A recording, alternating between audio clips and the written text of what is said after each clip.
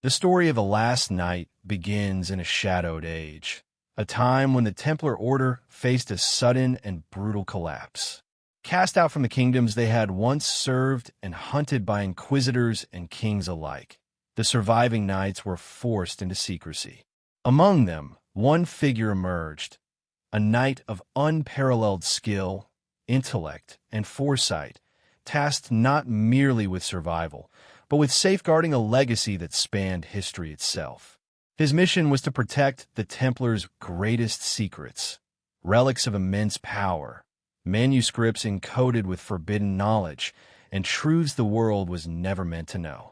From the outset, the last knight understood that the forces arrayed against him were formidable. Wealthy nobles, religious authorities, and inquisitors sought to erase the Templar Order entirely. But where others fled or surrendered, he adapted. He became a master of disguise, a strategist who could navigate dangerous terrain, both political and physical, and a custodian of knowledge capable of decoding the symbols, ciphers, and allegories left behind by centuries of Templar scholarship. Every choice he made was deliberate, calculated to preserve the remnants of the order and the sacred knowledge it protected. The urgency of his mission created a life defined by constant movement and vigilance. Castles, monasteries, and even cities became both refuge and trap. His world was one of hidden corridors, secret codes, and silent allies, all orchestrated to ensure that the Templar legacy would endure. The stage was set for a story of courage, intellect, and unwavering determination, a story that would span continents, secret societies, and centuries of intrigue. In this world, nothing was accidental, and every shadow concealed a secret waiting to be revealed. Europe at the twilight of the Middle Ages was a continent teetering on the edge of chaos. The age of crusades had ended, leaving behind cities scarred by fire, armies decimated, and a continent struggling to redefine power. Kingdoms rose and fell with startling swiftness, and the intricate dance of alliances could be broken by a single betrayal. Lords and monarchs, bound by blood and ambition, fought wars not only for land, but for secrets that could tip the scales of power for generations. In this landscape of shifting loyalties and fragile treaties, a hidden order of knights moved with purpose, quietly preserving knowledge and artifacts that could change the world if revealed.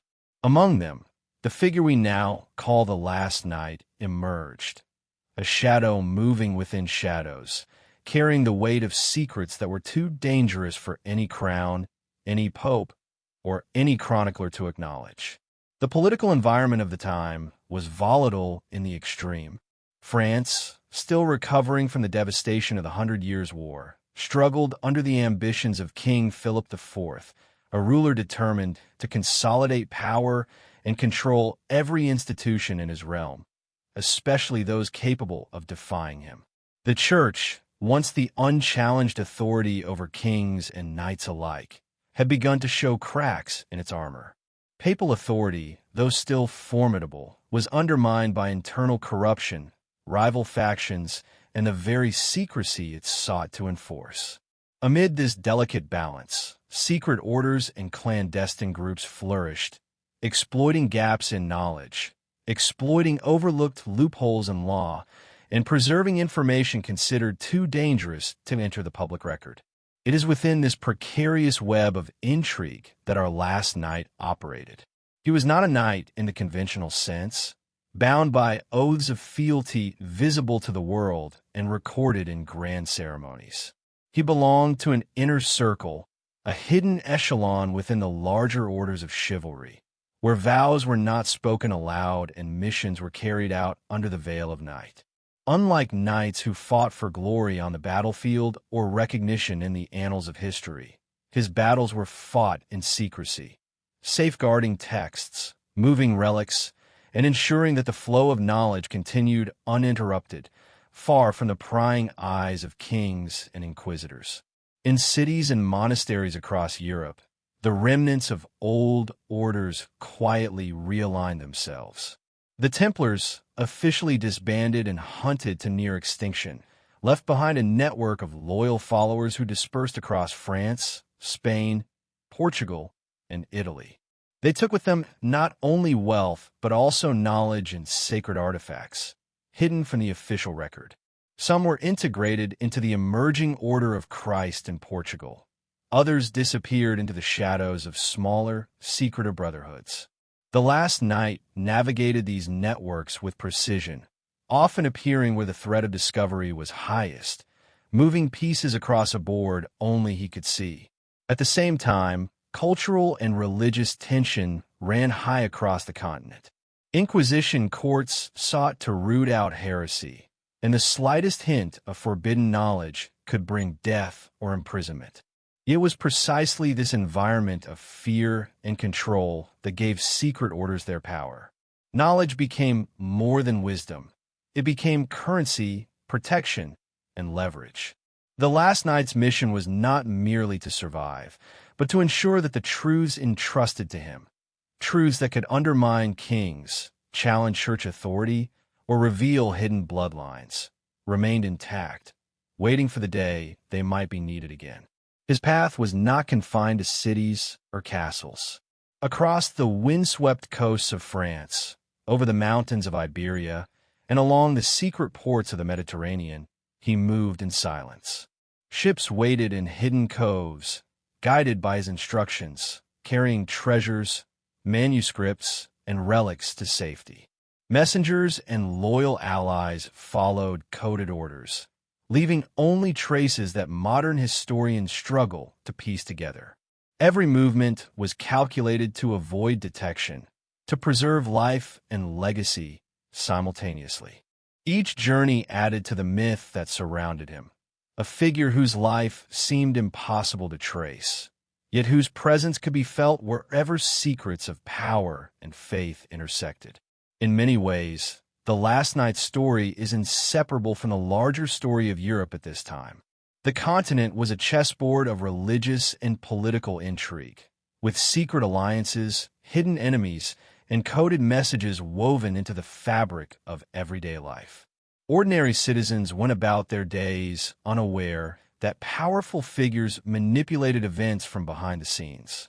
In this shadowed theater, the Last Knight was both actor and director, a custodian ensuring that history unfolded according to a plan only he understood. His presence was invisible, yet every ripple of influence, every safeguarded relic, and every preserved manuscript was evidence of his meticulous hand at work. It is crucial to understand that this was not an era of simplicity. Warfare was constant, and even a single misplaced trust could destroy lives. The Last Knight operated in a world where betrayal was the norm and secrecy was survival. Yet even in this dangerous landscape, he maintained a code. Unlike mercenaries or spies, his loyalty was not to wealth or ambition, but to something far more elusive, a covenant that bound him to the preservation of knowledge, the protection of sacred artifacts, and the guardianship of truths that, if revealed too soon, could rewrite the continent's history. By the time The Last Knight first enters the historical record, Europe had already endured decades of turmoil. Kingdoms were reborn from ashes, cities rebuilt from ruins, and religious orders restructured under new authority. Yet even as the world appeared to stabilize on the surface, underground networks of secrecy, loyalty, and power continued to operate. The Last Knight moved among these networks as though invisible, slipping through the cracks left by kings, popes, and inquisitors alike. He was a figure of contradiction, entirely human, yet operating as if he were beyond history itself, a knight bound by oaths, yet free to act outside the constraints of the world's political and religious systems. As we explore this period, it becomes clear that understanding the Last Knight requires more than knowledge of battles and politics. It requires an appreciation of subtlety, the whispered conversations in candlelit halls, the secretive exchanges in monasteries, the hidden symbolism etched into architecture and manuscripts. History recorded the grand events, the coronations, the wars, the treaties, but it often missed the currents running beneath the surface, the movements of men and knowledge that would shape the world quietly, invisibly. The last night was one such current, flowing through time, carrying with him the echoes of secrets too dangerous to expose. Europe on the brink, therefore, was not merely a backdrop. It was a character in the story, a living, breathing entity that shaped and was shaped by the choices of a single, elusive figure. And as we continue, we will see that every city, every monastery, every fortress he visited became a stage for his mission. Each event, each secret preserved, each relic safeguarded is a testament to a life spent moving in the shadows, in a world where the line between legend and history is blurred, and where the last night's influence lingers even when his name is nowhere to be found. The first undeniable clue to the existence of the last night came from a single fragment, a delicate leaf torn from a much larger manuscript that had been hidden for centuries in a monastery's private archives. The page itself was unremarkable at first glance, yellowed with age and fraying at the edges, yet its words carried a weight that would haunt historians for generations. Written in an elegant, almost secretive hand, it spoke of a custodian of secrets, a knight tasked with guarding knowledge and relics of unimaginable significance. There were no dates, no familiar names, only cryptic references to missions, oaths, and objects whose importance could only be guessed. For centuries, this fragment sat quietly in the shadows, ignored or dismissed by those who lacked the keys to unlock its meaning. It was not until a scholar, working by candlelight in the quiet of a restricted archive, stumbled upon it that the story began to emerge. He noted that the manuscript had been sealed deliberately, bound with chains that bore symbols identical to those used by secret factions within the Knights Templar. The binding itself suggested extreme care. Whoever had protected this document had gone to extraordinary lengths to ensure that only the most careful, patient, and discreet researcher might ever encounter it.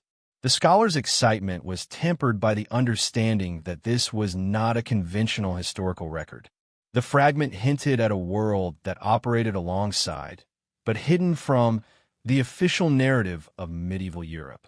It suggested the presence of individuals who moved unseen, protecting knowledge that kings and popes alike feared. The manuscript itself, later traced to an obscure codex locked away in the Vatican archives, contained subtle clues in its margins, sketches of heraldic symbols, maps of unfamiliar territories, and cryptic annotations in Latin and Old French. Some of these notes referenced known events: the fall of certain Templar strongholds, the exodus of key knights, and the relocation of relics. But others referred to places and events that have never been documented elsewhere. Scholars who have studied the Codex suggest that it was a record of missions undertaken in secret, missions so sensitive that no chronicler could be trusted to record them openly. The last knight, according to these fragments, was the central figure in these operations, a guardian, a traveler, and a protector of knowledge whose movements were carefully orchestrated to evade detection. One of the most striking aspects of the fragment is the way it describes the knight's role. Unlike other knights, who are defined by their victories on the battlefield or by their loyalty to a particular king or order, the last knight is portrayed primarily as a custodian. His mission was not conquest, but preservation. He carried with him items of extraordinary importance, texts, relics, and objects so dangerous that they had to be moved secretly, protected from those who would use them for power or profit. The fragment hints at a triad of sacred duties: safeguarding the relics, protecting a secret lineage, and ensuring the survival of knowledge that could alter the course of history. Each of these duties was shrouded in secrecy, carefully recorded only in codes, symbols, and cryptic marginal notes. As the fragment begins to reveal its story, it becomes clear that the last knight was operating in an environment of extreme danger. The fall of the Templars had created a climate of fear and suspicion. Nights were hunted, documents burned, and knowledge deemed heretical or subversive was eliminated wherever it could be found. Within this context, the Codex hints at the extraordinary measures taken to protect the knight and his charges. Safe houses were established, secret routes marked in maps, and loyal allies sworn to silence. The fragment suggests that entire networks of men and women, often unknown to history, were mobilized to ensure that nothing entrusted to the last knight would fall into the wrong hands. Another fascinating aspect of the fragment is its subtle insistence on timing. Certain entries are carefully dated, often in reference to celestial events or religious festivals, implying that the movements of the last knight were coordinated with precision. Other entries, deliberately left undated or encoded, suggest actions undertaken in secrecy to avoid scrutiny. Some historians have speculated that this attention to timing indicates a strategy that went beyond mere preservation. The knight may have been manipulating events behind the scenes, ensuring that certain knowledge or artifacts survived only until the moment that would have maximum impact. This hints at a mind not only committed to secrecy, but also extraordinarily strategic, capable of navigating the dangerous currents of medieval politics and religious authority. The fragment also introduces an element of mystery that has fueled speculation for centuries. The presence of other individuals, shadows whose identities remain unknown, working alongside the knight. References are made to Brothers of the Cloak, Custodians of the Unseen, and even the Silent Council, suggesting a hierarchy of secrecy operating beyond the reach of any public institution. These figures appear intermittently in the fragment, assisting, guiding, or sometimes challenging the last knight in his mission. Yet their anonymity is deliberate. No names are given, no titles recorded, only cryptic descriptions that hint at alliances, rivalries, and loyalties that have been lost to history. It is important to note that this fragment is only the beginning. While it does not provide a complete biography or a chronological account, it serves as a doorway into a world hidden from view. It hints at journeys through secret tunnels, escapes from besieged cities, and encounters with figures whose influence extended far beyond the battlefield. It whispers of treasures moved, manuscripts hidden, and knowledge preserved against the forces of destruction. And at the center of all these activities stands the last knight, an individual whose life was defined not by fame or recognition, but by the careful orchestration of secrecy. As we examine this fragment, it becomes clear that it challenges the conventional understanding of medieval Europe. The knight it describes was not merely a participant in history. He was a shaper of it, moving in ways that ensured that certain knowledge survived while other truths were intentionally obscured. Every line of the text, every annotation, every symbol hints at a hidden hand guiding events, protecting secrets, and guarding relics of immense significance. The fragment is a testament to a world in which the official record, chronicles, charters, and annals, was only a partial truth, leaving the rest concealed in shadowed manuscripts and secret archives. The fragment, delicate and fragmentary as it is, has survived centuries of neglect, censorship, and deliberate erasure. Its existence suggests that the last knight was not simply a myth, but a historical figure whose life was intertwined with events and objects that powerful institutions sought to suppress. For historians, this fragment is both tantalizing and frustrating. It offers glimpses into a hidden world, yet leaves countless questions unanswered. Who was this knight? Or the full scope and purpose of his missions? And most importantly, what secrets did he carry? Secrets so potent that history itself tried to erase his existence. In the end, the fragment serves as a silent invitation to follow the trail. It beckons us into a world where every shadow may conceal a story, where knowledge is power, and where one knight, unknown, unrecorded, almost forgotten, may have held the keys to understanding a hidden chapter of Europe's most turbulent centuries. To understand the last night is to accept that history is not always what it seems, that the narratives passed down through generations often conceal more than they reveal, and that in the quiet corners of monasteries, hidden behind locked doors, fragments of truth wait patiently to be discovered. The existence of the last night cannot be understood without exploring the secretive structures that surrounded him. He was never a lone wanderer, but a member of an order within an order, a clandestine faction operating in the shadows of the already enigmatic Knights Templar. While the Templars were publicly known for their martial prowess, wealth, and influence over kings and the church, this inner circle moved unseen, bound not by ceremonies in grand halls, but by oaths that could not be spoken aloud.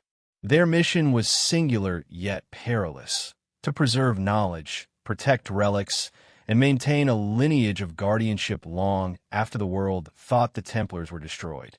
This inner circle was meticulously organized. Members were chosen not for their skill with sword or lance alone, but for discretion, intelligence, and an unshakable commitment to secrecy. They trained in silence, communicated through coded messages, and traveled under the guise of ordinary merchants, monks, or pilgrims. The last knight, as one of their most trusted operatives, was entrusted with missions of the highest importance.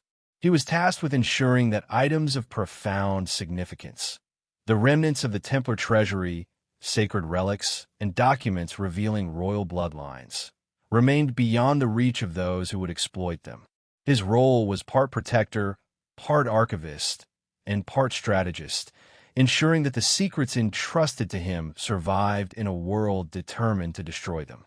Accounts suggest that this faction developed methods of concealment that would have seemed miraculous to outsiders.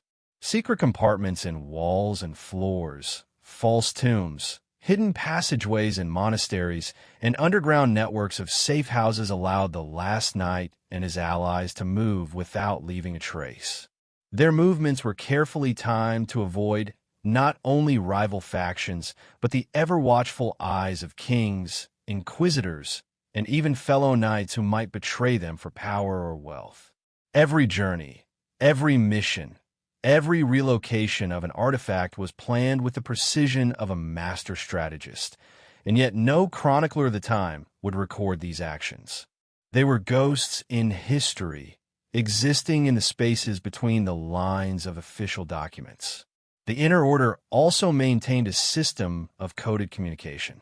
Letters, symbols carved into stone, and manuscripts hidden in plain sight served as guides for the knights to coordinate over long distances.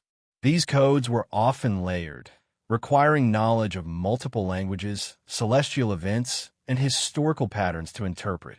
For the last knight, these communications were lifelines, allowing him to navigate hostile territories, evade capture, and fulfill his duties. One misplaced message or misread symbol could have jeopardized the entire mission. The danger of discovery was ever present, yet the last knight and his brethren carried on, motivated by a sense of purpose that transcended the fear of death. The inner circle did more than preserve objects. It safeguarded ideas. Some documents hinted at forbidden knowledge, prophecies, or lineage secrets that could destabilize the monarchy or challenge the church's authority. These texts were not simply hidden. They were protected through complex rituals, moved from monastery to monastery, and entrusted to individuals who understood their importance. The last knight often served as the final custodian, carrying these secrets personally when no one else could be trusted. In doing so, he became the living embodiment of the Order's mission, a figure whose very survival was intertwined with the survival of knowledge itself. Despite the secrecy, traces of the inner circle's influence remain. Scholars have identified unusual symbols carved into churches and cathedrals, cryptic inscriptions in marginalia, and peculiar alignments in architectural design that seem to point toward hidden chambers or coded messages. Each discovery hints at the presence of an organized, deliberate effort to conceal something of profound value. The Last Knight, as a central figure within this network, appears to have been both executor and guardian, a man whose life was entirely defined by duty and secrecy. Yet perhaps the most remarkable aspect of this inner order was its longevity. While the official Templar organization was dismantled, this hidden faction persisted, adapting to new political realities, integrating into emerging orders, and maintaining its mission in the shadows. The Last Knight, moving across decades, exemplified this persistence. He appeared in critical moments, safeguarding relics, guiding manuscripts to safety, and ensuring that forbidden knowledge survived, even as kingdoms and religious institutions sought to erase every trace of him. He was a shadow in the grand narrative of history, yet his impact rippled through time, invisible but undeniable. The fall of the Templars was not sudden. It was the result of careful planning by powerful figures who saw in the order a threat to their authority. The Night of the Burning Seals, as it has come to be known in certain clandestine accounts, marked a turning point. King Philip IV of France, motivated by debt, ambition, and fear of the Templars' influence, orchestrated a campaign to eliminate the order. Dozens of knights were arrested, tortured, and executed. Manuscripts were seized, treasures confiscated, and the order publicly dissolved. To the world, the Templars ceased to exist. Yet in the shadows, some survived. On that night, the Last Knight took on a mission that would define his life. Accounts, pieced together from marginal notes in burned or hidden manuscripts, describe a solitary figure moving through the streets of Paris, carrying with him a chest that contained documents and relics too dangerous to fall into enemy hands. He traveled under the cover of darkness, slipping past guards and patrols, guided by allies within secret networks who risked their lives to ensure his success. The details are fragmentary, yet the sequence suggests meticulous preparation. Safe houses, coded messages, and trusted guides all played a role in this clandestine operation. The imagery of that night is cinematic in every sense. Torches flickering against the cold stone of city walls, shadows stretching across cobblestones, the faint sound of footsteps echoing in empty alleys. Within the chest he carried were objects that, according to later accounts, could have toppled dynasties or challenged the church's authority. It is no exaggeration to say that the Last Knight's actions on this night prevented a catastrophe of unimaginable proportions. Had these relics or manuscripts fallen into the wrong hands, Europe's history might have been altered forever. The fall of the Templars, however, was not merely a political purge. It was a carefully orchestrated erasure. Every chronicler was instructed to record only what served the official narrative, while the realities of hidden missions, surviving knights, and preserved relics were deliberately omitted. The Last Knight, moving within this vacuum, became a figure whose deeds were erased from public record even as they unfolded in real time. He operated in the spaces that history would never acknowledge, protecting knowledge from destruction while remaining invisible to the world. Historians have long speculated on the route taken by the Last Knight that night. Some suggest he traveled along secret tunnels beneath the city, while others point to hidden river passages that allowed discreet transport of chests and manuscripts. Maps discovered later, encoded with symbols matching the knight's sigil, suggest that he may have escaped Paris entirely, moving treasures toward the coast and eventually to distant lands. In these journeys, he was assisted by a network of loyalists, often disguised as merchants, clergy, or travelers, who understood the immense risk of their participation.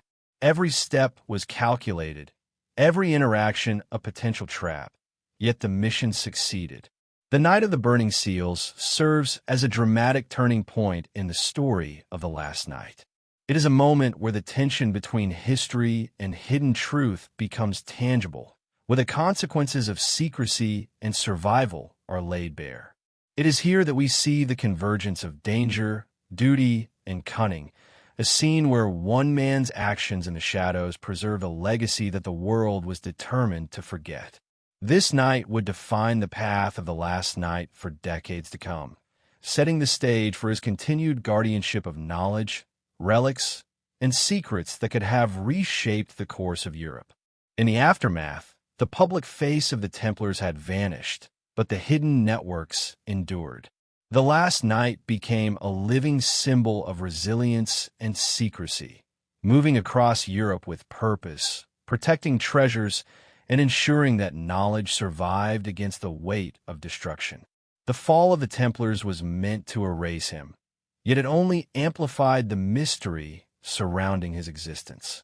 It is this tension between erasure and preservation, between myth and reality, that defines the story of the last knight, and it is from this pivotal night that the full scope of his legend begins to unfold. The tale of the last knight takes a dramatic turn when we follow him to the port city of La Rochelle, a place that had long been associated with secretive departures and clandestine fleets. By the early 14th century, La Rochelle had grown into a bustling harbor, a city where merchants, sailors, and knights mingled under the constant watch of coastal authorities. But beyond the surface of commerce and trade, the city had a history of shadows, a history that the last knight would exploit to execute one of the most mysterious operations in his life. Eyewitness accounts, recorded decades later in letters and cryptic chronicles, speak of a fleet that vanished almost entirely without explanation. Ships were said to have left under cover of darkness, guided by a figure in armor whose presence was almost spectral. He moved with an authority that seemed to command both the men on board and the sea itself. This figure, believed by many historians to be the last knight, was seen giving precise instructions to sailors, pointing toward hidden coves and secret channels that allowed the fleet to disappear without trace. No public record explained the fleet's sudden departure, and even the authorities who were aware of unusual movements could not discern the purpose or the destination of this mysterious armada. What is particularly compelling about the events at La Rochelle is the deliberate use of misdirection. Chronicles from nearby towns recount sightings of decoy fleets, ships loaded with goods meant to distract observers, and false signals designed to mislead both political and ecclesiastical authorities. The last knight appears as the orchestrator of this complex deception, moving through the harbor with a presence both commanding and elusive. It is said that he carried with him documents and artifacts critical to the survival of the order he served, items that, if discovered, would have led to immediate execution or confiscation. The fleet's disappearance also raises questions about the broader strategy of the last knight. Some scholars have suggested that this was not merely an escape, but part of a much larger plan, a deliberate relocation of Templar relics, secret manuscripts, and loyal followers to territories outside the reach of hostile powers. Portugal, with its newly formed Order of Christ, is often cited as the likely destination. The kingdom's coastal fortifications and sympathetic monarchs provided a safe haven where treasures and knowledge could be preserved for generations. The last knight's ability to navigate such a complex and dangerous operation speaks to his extraordinary skill in strategy, secrecy, and human manipulation. The witnesses who describe the last knight at La Rochelle often speak in almost reverential tones. He is depicted as a solitary figure among crowds, moving with purpose yet avoiding attention, issuing orders that were carried out without question. Even in an age when authority was respected above all else, these men, many of them seasoned sailors and soldiers, followed a figure whose name they would never know and whose allegiance they could not fully discern. It is this combination of skill, charisma, and secrecy that has made the La Rochelle operation one of the enduring mysteries associated with the last knight. There's also a remarkable consistency in the records regarding the items he carried. Letters preserved in monastic archives hint at chests containing sacred relics, coded manuscripts, and maps of locations unknown to contemporary rulers. Some suggest that the fleet may have been tasked with moving knowledge that could destabilize entire kingdoms if revealed. The secrecy surrounding these items is so complete that even modern historians struggle to reconstruct the full scope of what was transported. The last knight, moving among the shadows of the harbor, becomes not just a guardian, but a key figure in a broader network designed to preserve what the world was determined to destroy. The geographical context of La Rochelle added to the operation's success. The harbor's natural coves, hidden channels, and tidal patterns allowed the fleet to move under cover of night with minimal risk of interception. Knowledge of these waterways was closely guarded, passed down among a network of loyal navigators who understood the importance of discretion. The last knight, it seems, had mastered both the land and the sea, coordinating movements with precision that suggests a deep understanding of geography, timing, and human psychology. Every misstep could have led to disaster. Every calculated choice ensured the survival of both people and treasures. Accounts of La Rochelle also highlight the psychological dimension of the operation. The presence of the last knight instilled discipline and unwavering loyalty in those under his direction. He was more than a commander. He was a symbol of purpose and authority. Some chroniclers note that the fleet moved as if guided by an unseen hand, a reflection of the knight's strategic genius. There are reports of adversaries puzzled by the sudden disappearance of the armada, unable to understand how such a meticulously organized operation could evade even the closest surveillance. The element of invisibility, of moving through the world without leaving a trace, becomes a hallmark of the last knight's methods. The significance of La Rochelle goes beyond the immediate escape of a fleet. It demonstrates the lengths to which the last knight went to safeguard not just material treasures, but knowledge and influence that could alter the trajectory of history. By coordinating this fleet, he ensured that critical artifacts and manuscripts survived, preserved for future generations, away from the reach of hostile rulers and inquisitors.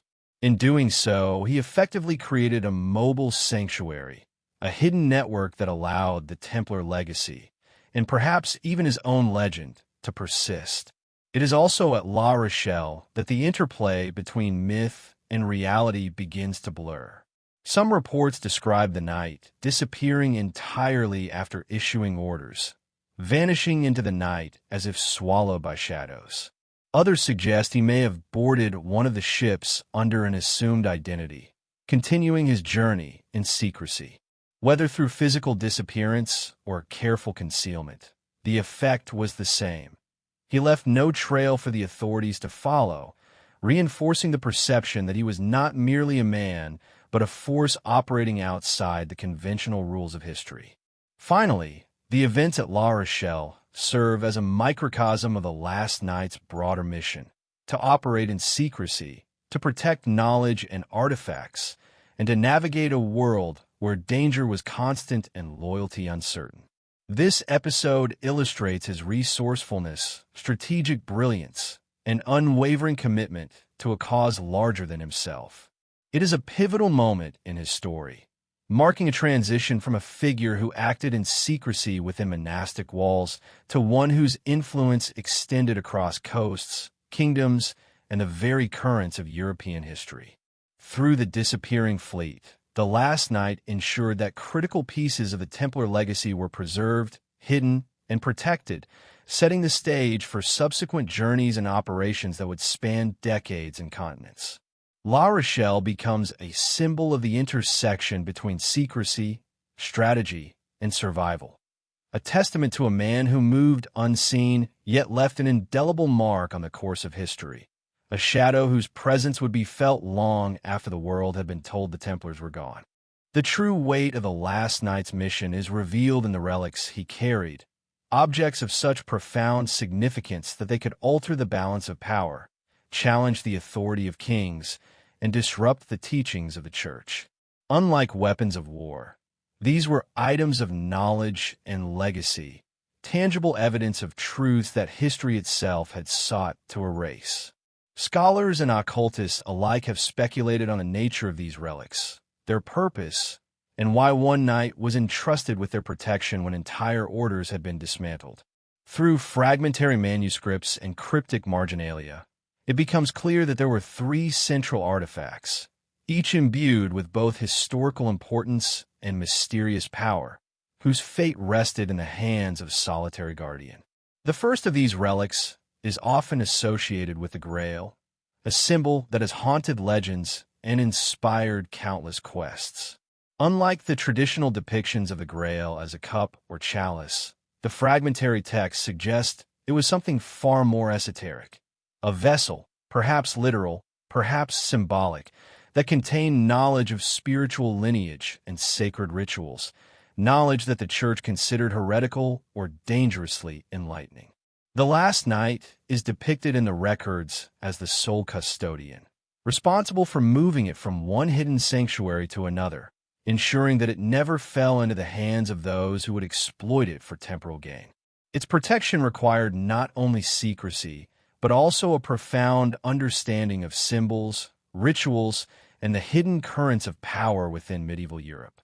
The second relic appears to have been a document, though its exact nature remains a mystery. Some historians describe it as a record of bloodlines, a document that could reveal the true heirs to thrones long thought secure, or the lineage of figures whose very existence challenged established narratives. The potential consequences of such knowledge were immense. Kings could be delegitimized, alliances fractured, and entire political structures destabilized. The last knight's guardianship of this artifact suggests a level of trust and responsibility almost beyond comprehension.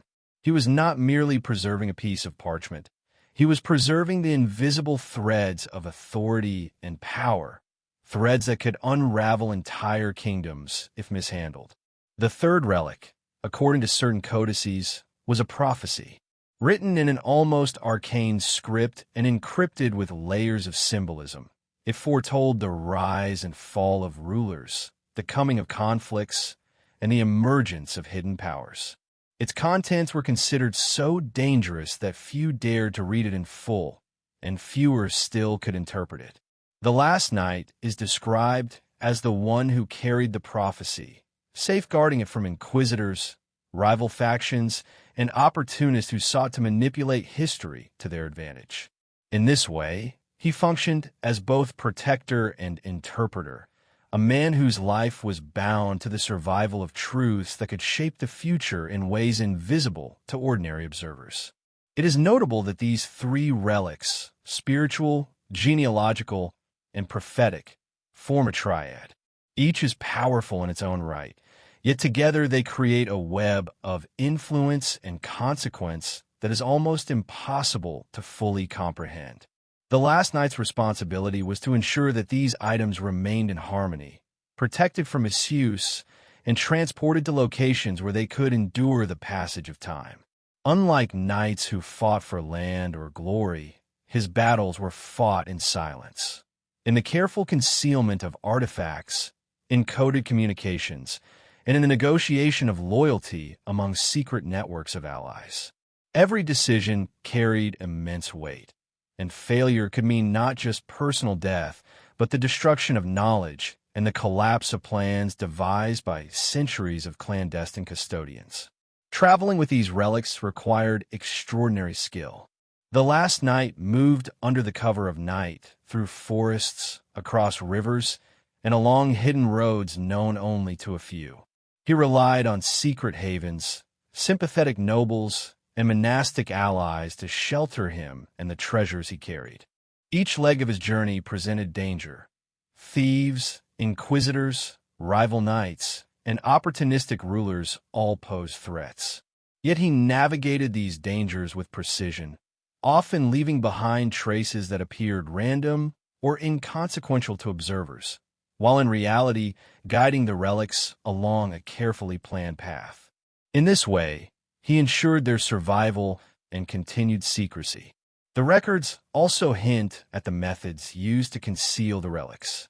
Some manuscripts describe hidden compartments in altars, crypts, and monastery walls.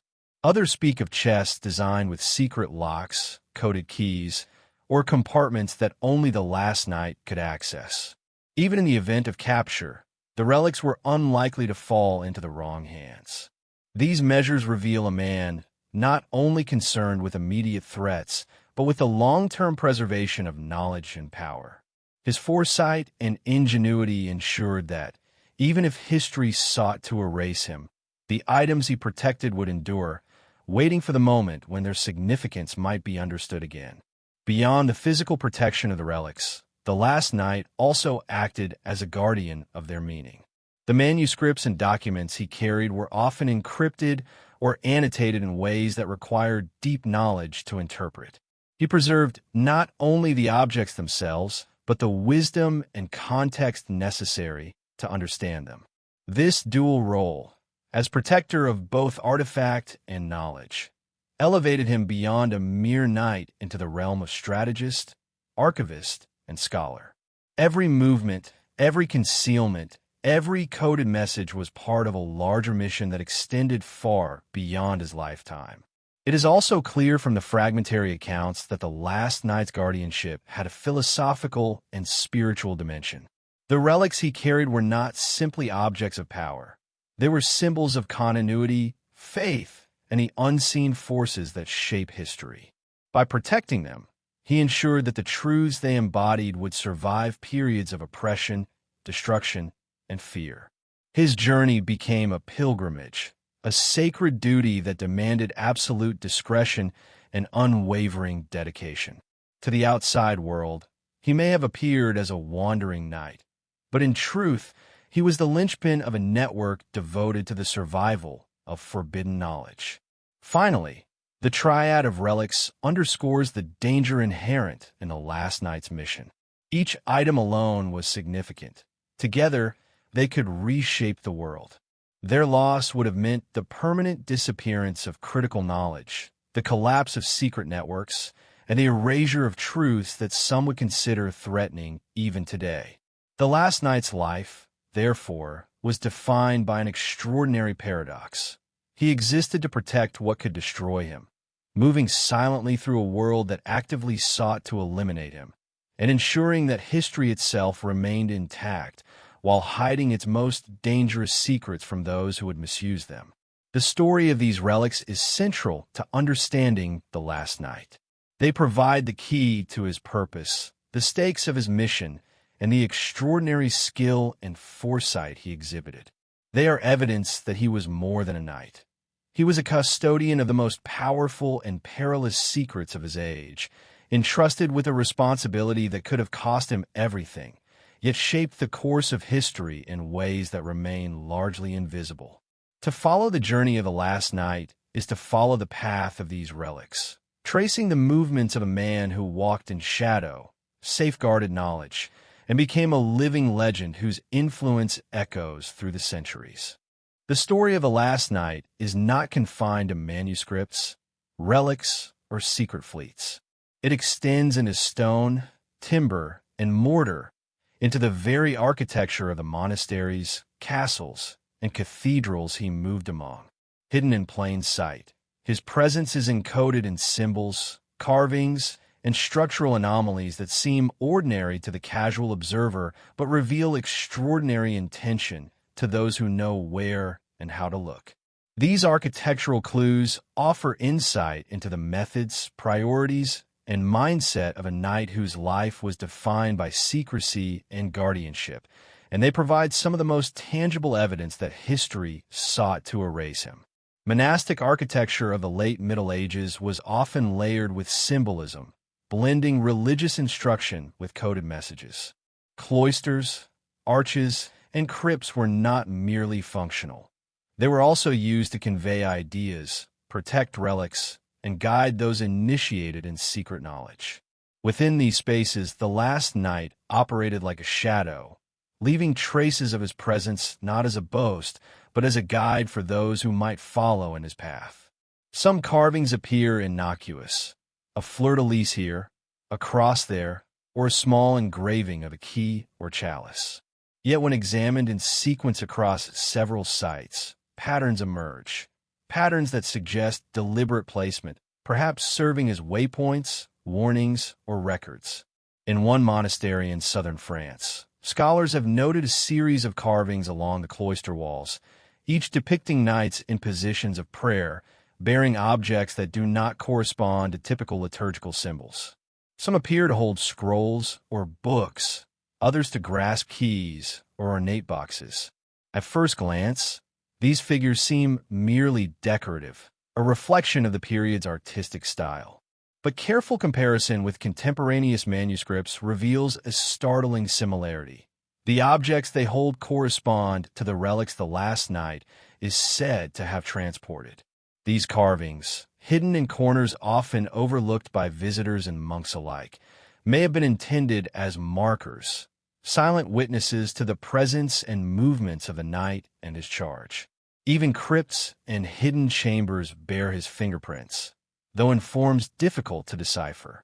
In a cathedral in northern Spain, for example, a crypt contains a set of arches inscribed with symbols that do not match any known religious codex, but do resemble ciphers found in private Templar documents. Some researchers argue that these symbols functioned as a map, guiding trusted individuals through hidden passages to retrieve relics or manuscripts. Others speculate that they serve as warnings, inscriptions designed to protect the sacred objects by concealing their true location or nature. The last knight, operating in this landscape, would have understood the power of architecture as both shield and language. The alignment of certain structures further hints at his influence. Scholars examining Templar and monastic sites have observed that some buildings are positioned in relation to celestial events, solstices, equinoxes, and star alignments.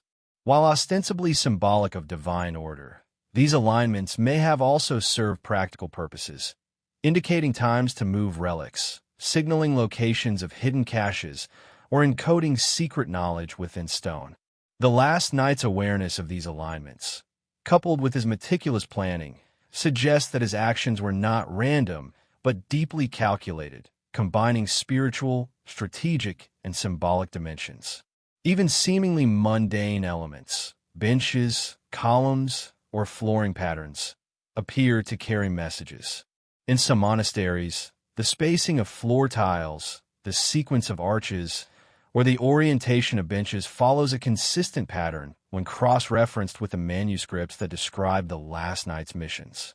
These architectural breadcrumbs could have functioned as guides for other members of the secret order, allowing them to navigate safely through complex interiors, locate hidden compartments, or understand coded instructions embedded within sacred spaces.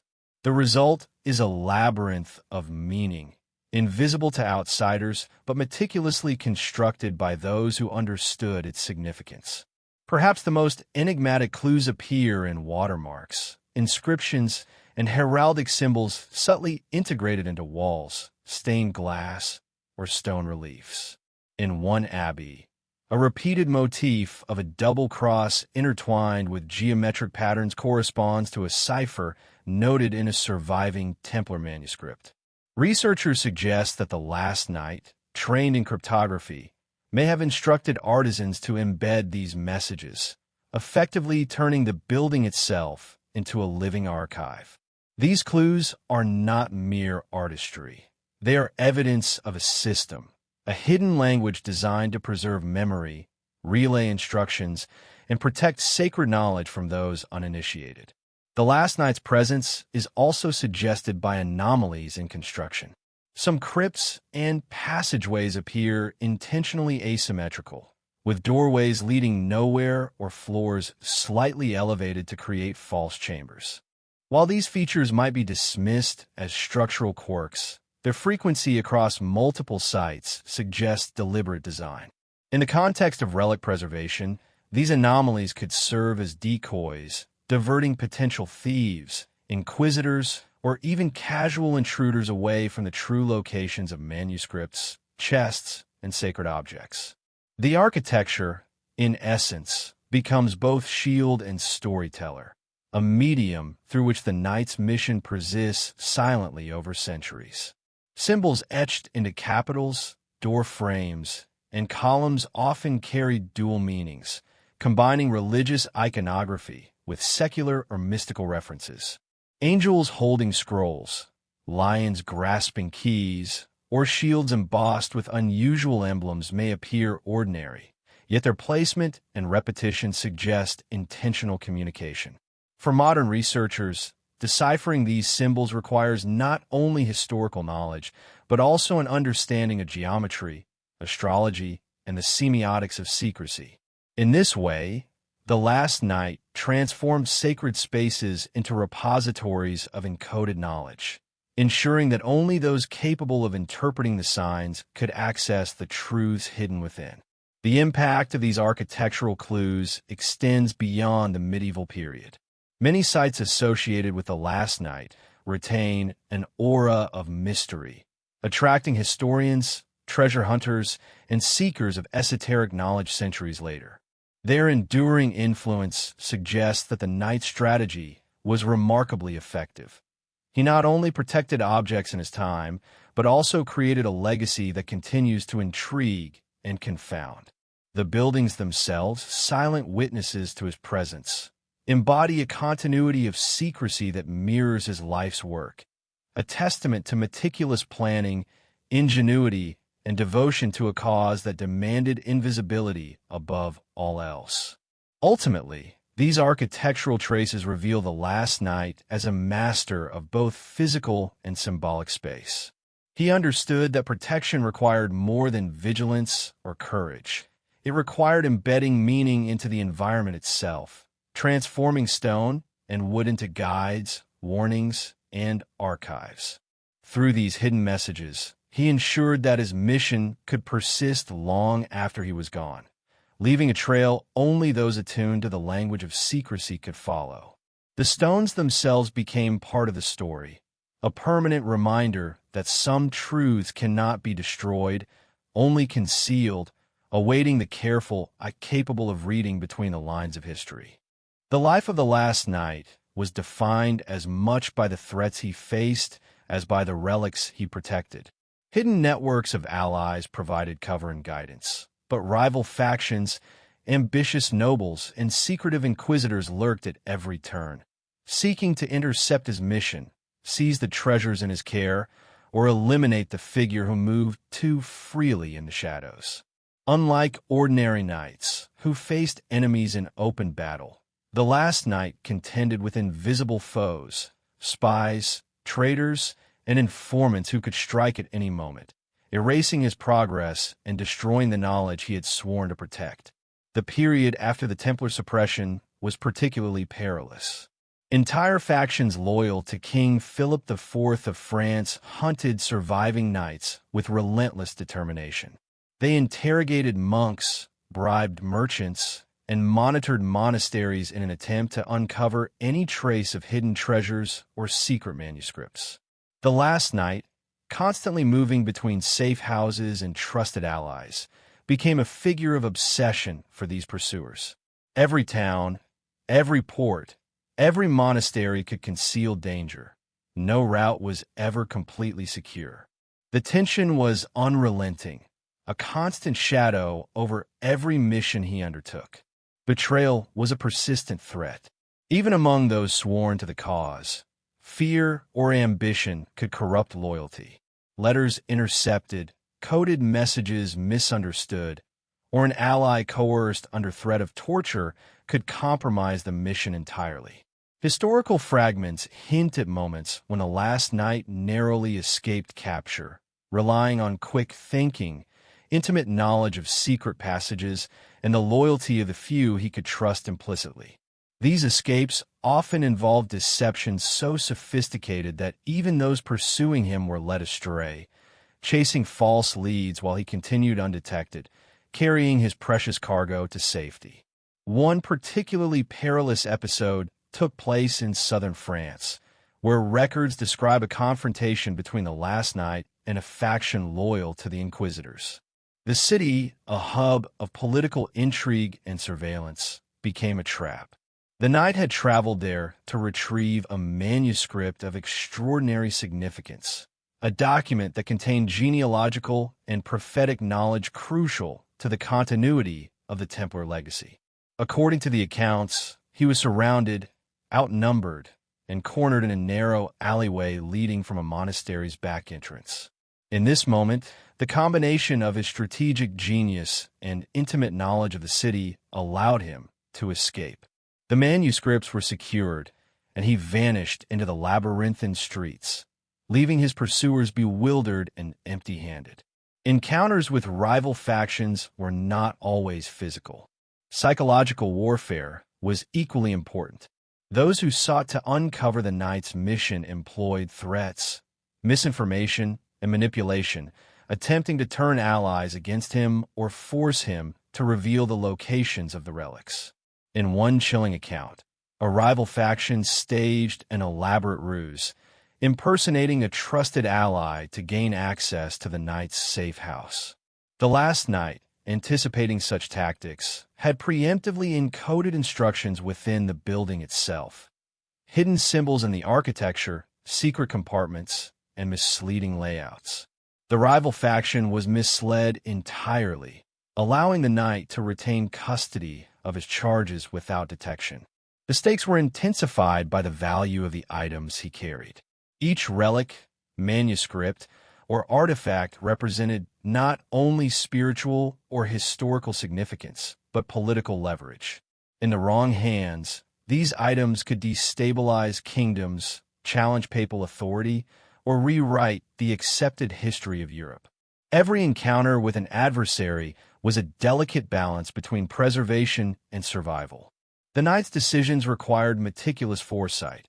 One wrong move could trigger the loss of decades of effort, placing knowledge and life at immediate risk. Yet he remained undeterred, moving forward with the calm precision that defined his legendary discretion. Alliances formed an essential component of his survival. Trusted nobles, sympathetic abbots, and even rival knights who recognized the importance of his mission occasionally provided sanctuary. These alliances were temporary, fragile, and often cloaked in secrecy, but they were invaluable. Without them, the knight would have been exposed at every border, vulnerable at every monastery, and relentlessly pursued by factions intent on his capture. The last knight's ability to cultivate such alliances, while maintaining operational secrecy, highlights not only his tactical skill, but also his charisma and understanding of human psychology. The records also suggest that the knight encountered rivals who were themselves deeply knowledgeable, individuals who understood the sacred and political value of the relics and manuscripts. These adversaries were not merely mercenaries or spies. They were intellectual equals, capable of deciphering codes, interpreting symbols, and navigating the very networks the knight used to hide his treasures.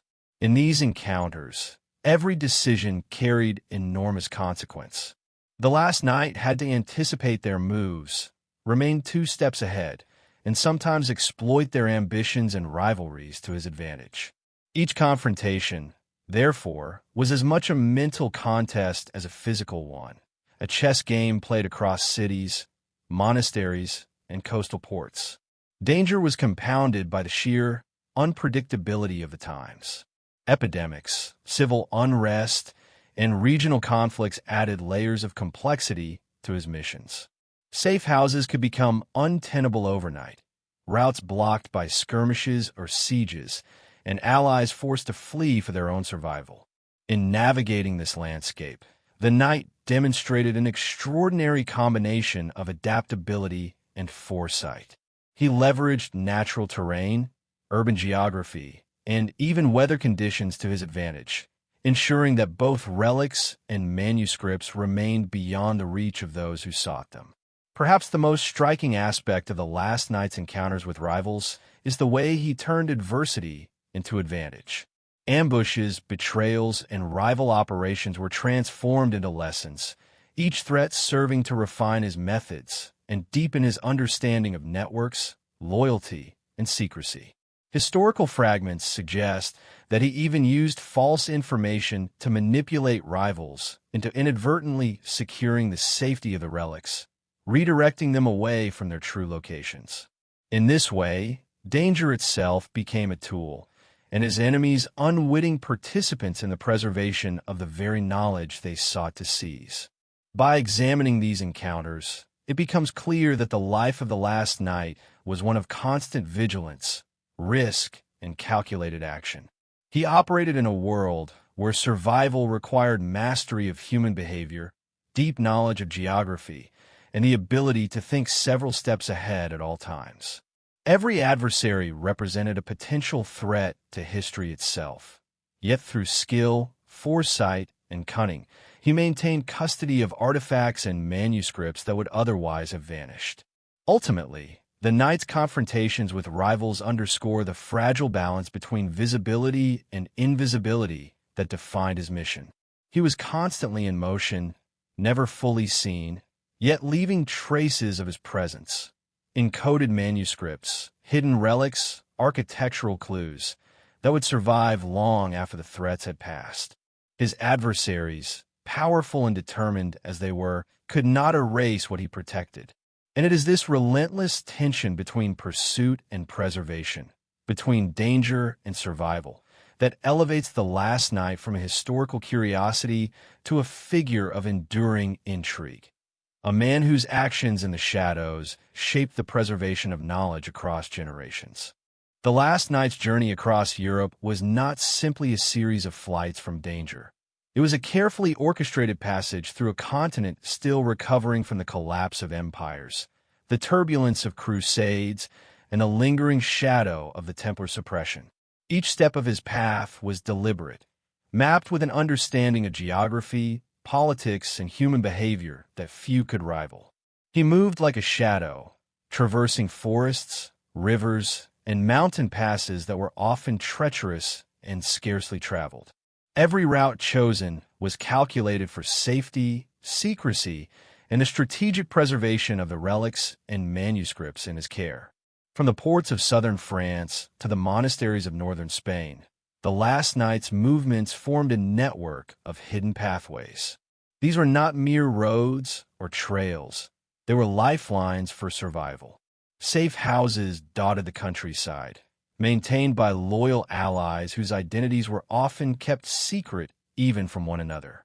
Monks, merchants, sympathetic nobles, and even craftsmen became part of an invisible web, each playing a role in guiding, sheltering, and supplying the knight. The trust he inspired was extraordinary, for those who assisted him knew that failure could bring not only death, but the loss of sacred knowledge.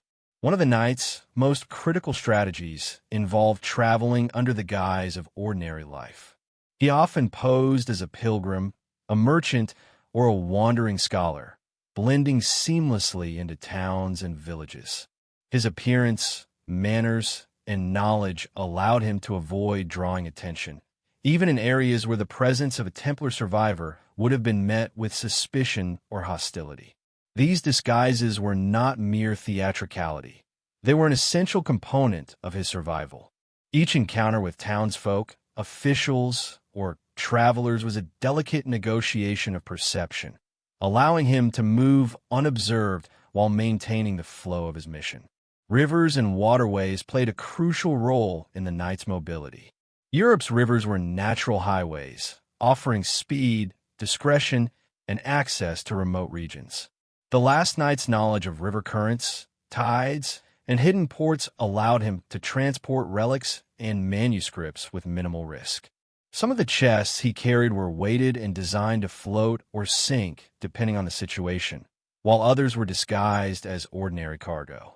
Local fishermen and sailors, sworn to secrecy, became indispensable allies in these covert operations, ferrying valuable objects along secret routes that only the knight and a few trusted confidants understood.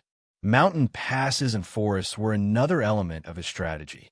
In regions like the Pyrenees and the Alps, treacherous terrain became both shield and challenge. The knight moved with precision, relying on detailed maps, local guides, and intimate knowledge of the landscape. These routes were dangerous, not only for natural hazards, but for bandits, soldiers, and rival factions who might be lying in wait. Yet the knight's mastery of these environments allowed him to navigate them effectively, transforming peril into advantage and ensuring that the relics remained beyond the reach of those who sought them. The network of allies supporting the last knight extended across borders. Some were members of secretive religious orders sympathetic to his mission. Others were scholars or merchants who understood the value of preserving knowledge for future generations. Coordination required a sophisticated system of messages, often encoded in symbols, letters, or subtle gestures. A carved symbol on a doorway, a sequence of tiles on a monastery floor, or a mark on a merchant's cart could serve as an instruction or a warning. To the untrained eye, these were inconsequential details, but they formed the connective tissue of a continent-spanning operation that moved unseen across Europe. One remarkable feature of these journeys is the speed and efficiency with which the knight adapted to changing circumstances. Political shifts, local unrest, or the sudden appearance of rival factions could turn safe territories into danger zones overnight.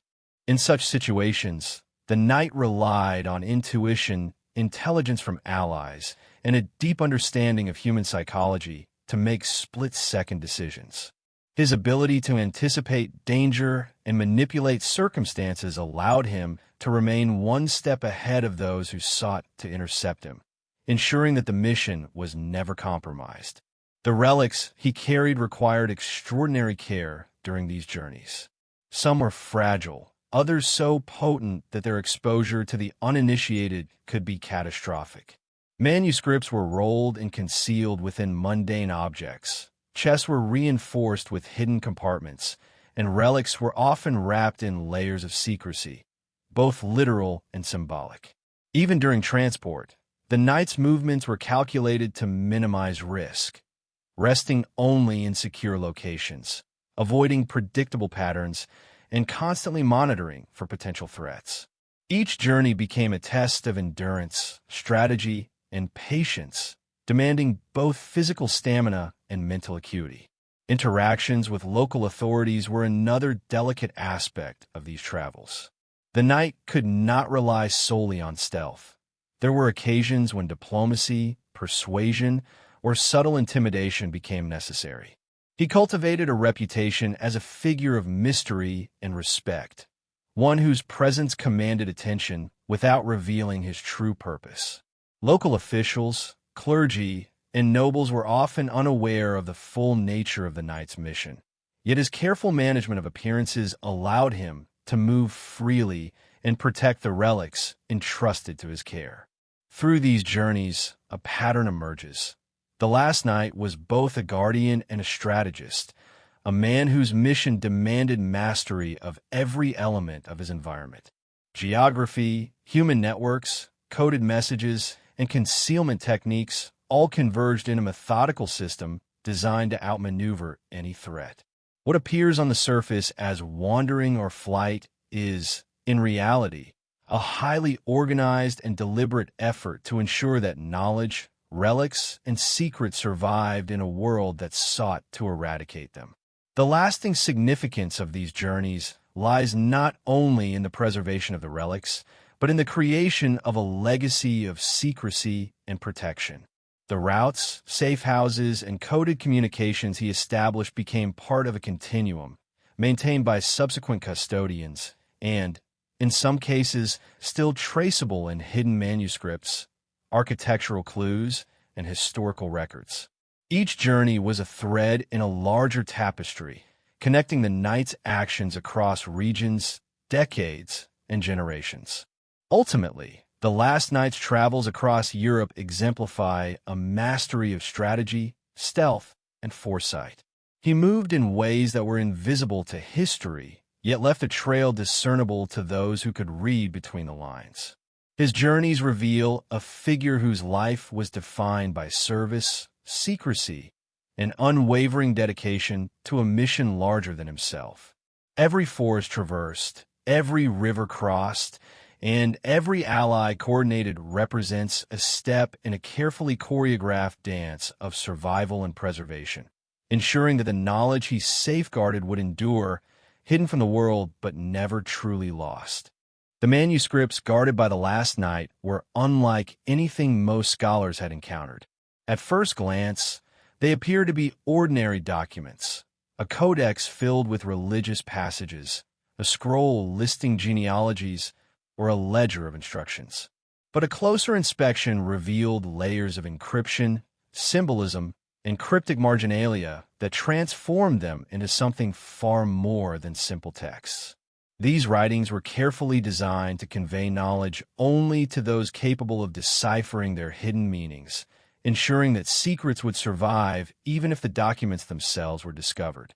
The last knight, as both custodian and interpreter, had become the living key to these enigmatic treasures. Some manuscripts contained intricate ciphers, sequences of letters, numbers, or symbols arranged in ways that concealed deeper truths. At first, the patterns seemed arbitrary, perhaps even decorative. But careful study revealed a deliberate system. References to celestial events, historical dates, and coded instructions for transporting relics. A single misinterpretation could lead to disaster, exposing treasures to theft or destruction. The last knight's mastery of these codes demonstrates a mind trained not only in strategy and combat, but in the meticulous art of cryptography. Each manuscript he carried was a puzzle, a safeguard, and a repository of knowledge that had the potential to alter the understanding of history itself. Other writings included marginalia, tiny notes scribbled in the corners of pages or between lines of text. These annotations, often overlooked by casual observers, contained critical instructions or warnings. Symbols indicating the location of hidden compartments, notes on the timing of celestial alignments, or cryptic references to allies and routes could turn a seemingly mundane manuscript into a map of unparalleled importance. The last knight had developed a system in which every mark, every flourish, and every irregularity had a purpose. The documents themselves became living guides, allowing trusted followers to continue his mission even in his absence, while simultaneously protecting the knowledge from those uninitiated. Beyond ciphers and marginalia, some manuscripts contained allegorical and symbolic narratives. Stories of knights, relics, and spiritual journeys were not merely literary exercises. They were carefully constructed lessons, each narrative layer concealing instructions or historical truths. Characters represented real people, events were chronologically encoded, and locations were symbolically mapped.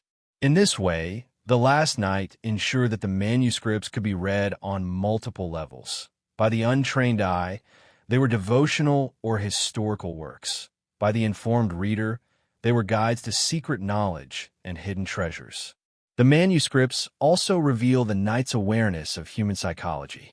He understood that knowledge must be protected not only physically, but mentally. By encoding instructions in layers of allegory, puzzle, and cipher, he ensured that only those with the training, patience, and intelligence to interpret them could access the true information. This duality, apparent simplicity masking profound complexity, was central to his strategy. The manuscripts were themselves weapons of preservation, designed to survive both scrutiny and neglect, hiding truths in plain sight for centuries to come. Certain texts suggest that some manuscripts functioned as ethical guides, outlining the responsibilities of those entrusted with power. They were not only technical instructions for hiding or moving relics. They also contained philosophical reflections on the consequences of misusing knowledge. The last knight appears as both protector and moral arbiter, embedding within the text's lessons about loyalty, duty, and restraint. To interpret them properly required not only intelligence, but discernment, a recognition that the mission was as much about ethical stewardship as it was about survival. In some cases, the manuscripts included references to locations that were deliberately obscured. Names of towns were written in old dialects, geographic features disguised in metaphor, and coordinates encoded using complex numerical systems. One marginal note might describe a river that flows against the sun, referencing a tributary known only to local guides. Another could speak of a stone that guards the wisdom of kings, indicating a hidden cache beneath a cathedral floor. The last night's mastery of layered secrecy ensured that even if a manuscript were stolen, only a mind capable of unraveling these puzzles could uncover its full significance. Astronomical observations were another layer of concealment. Some manuscripts cross-referenced events like solstices, eclipses, and planetary alignments to signal timing for the relocation of relics. Instructions that might seem mundane or symbolic were, in fact, operational guides synchronized with celestial events to ensure safety and security. The last night's knowledge of astronomy, mathematics, and symbolism demonstrates a rare integration of practical skill and esoteric understanding, revealing a man whose intellect matched his courage. Perhaps most intriguing is the notion that some manuscripts were intentionally left partially incomplete, relying on oral instruction or mentorship to convey missing pieces. The Last Knight appears to have understood that secrecy required limitation. Documents could guide, but the human element remained essential. Trusted followers were taught to read the symbols, interpret the allegories, and understand the ciphers, ensuring continuity of the mission while preventing total exposure. This interplay between written and oral knowledge created a resilient system, one that could survive both the loss of text and the death of individual custodians. The manuscript's enduring mystery is compounded by their dispersion. Many were hidden in monasteries, private collections, and obscure libraries, moved repeatedly to avoid capture or confiscation.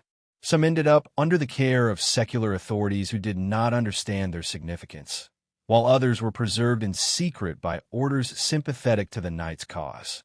Tracing these texts today is a complex challenge, but fragments that survive provide tantalizing glimpses into a world of encoded history, secret lineages, and guarded wisdom. They stand as testimony to the knight's foresight, intelligence, and unwavering commitment to a mission that extended far beyond the temporal. Finally, the manuscripts reveal the Last Knight as a man who understood that history itself could be weaponized. By controlling access to knowledge, he shaped not only the present but the narrative of the past and the potential of the future. Each ciphered text, allegorical tale, and cryptic annotation was a tool for preservation, a safeguard against destruction, and a challenge to those who might misuse the power contained within. He transformed ordinary pages into vessels of secret wisdom, ensuring that the story of the Templars, their relics, and their missions could survive centuries of suppression. Through these manuscripts, the knight's mission becomes tangible. They are more than historical documents. They're a map of secrecy, a record of strategy, and a repository of wisdom. To study them is to follow in his footsteps, tracing the paths of hidden knowledge, understanding the intricacies of a life lived in shadows, and glimpsing the extraordinary mind of a man who carried the weight of history itself. In the manuscripts, the Last Knight speaks across centuries, a silent guide for those capable of reading the language of secrecy he mastered so completely. The Last Knight's journey was not undertaken in isolation. From the moment the Templar Order faced its dramatic suppression, he understood that survival and the preservation of knowledge depended on alliances beyond the conventional structures of power. Hidden societies, esoteric orders, and clandestine networks of loyal adherents became his lifeline, providing both sanctuary and guidance. These groups were bound by oaths, secrecy, and shared purpose, existing in parallel to the kingdoms, churches, and governments that sought to eradicate the Templar legacy. To navigate this web required not only caution and intelligence, but a deep understanding of human trust, ritual, and influence. One of the most important of these networks was composed of remnants of the Templar Order itself. Though publicly disbanded, the knights who survived were scattered across Europe, often in monasteries, remote castles, or within noble households sympathetic to their cause. The last knight acted as a unifying force, coordinating communication and ensuring that the members remained aligned in their mission. Secret meetings were held in secluded abbeys or private chambers, often under the cover of religious ceremonies. Within these gatherings, he would relay instructions, share intelligence, and confirm the security of relics and manuscripts. Loyalty was absolute. For those who failed to adhere to these codes of secrecy risked both death and the collapse of carefully constructed plans. Beyond Templar remnants, the knight engaged with esoteric societies that shared a common interest in preserving forbidden knowledge. These groups were often obscure, known only to those initiated into the inner circles of spiritual, philosophical, or mystical study. They operated across borders, communicating through coded letters, hidden symbols, or subtle gestures that conveyed meaning only to the initiated. The last knight's interaction with these orders was strategic. He provided them with relics, manuscripts, and guidance, while in return receiving shelter, intelligence, and safe passage. These alliances highlight the sophisticated web of support upon which his mission depended, a network as intricate as any political alliance, yet far more secretive and precarious. Some of these esoteric orders were deeply connected to the intellectual and spiritual movements of the time. Alchemists, scholars of hidden geometry, astrologers, and those versed in the mystical traditions of the East and West all found common cause with the knight. They recognized the power contained within the relics and manuscripts, knowledge that could illuminate or disrupt, inspire faith, or challenge authority. In this context, the last knight acted not only as a protector, but as a bridge, linking historical wisdom with contemporary seekers who could ensure its survival and comprehension. His role extended beyond preservation. He was an active participant in a secret continuum of intellectual and spiritual tradition. Communication within these networks required extraordinary ingenuity. Letters were encoded with ciphers, symbols were carved into seemingly innocuous objects, and meetings were often signaled through prearranged gestures, torch signals, or placement of items in public spaces. Every interaction was a test of discretion.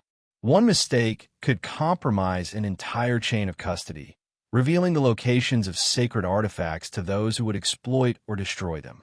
The last knight's mastery of this intricate communication system ensured that even as he moved across kingdoms and territories, information flowed reliably, securely, and invisibly.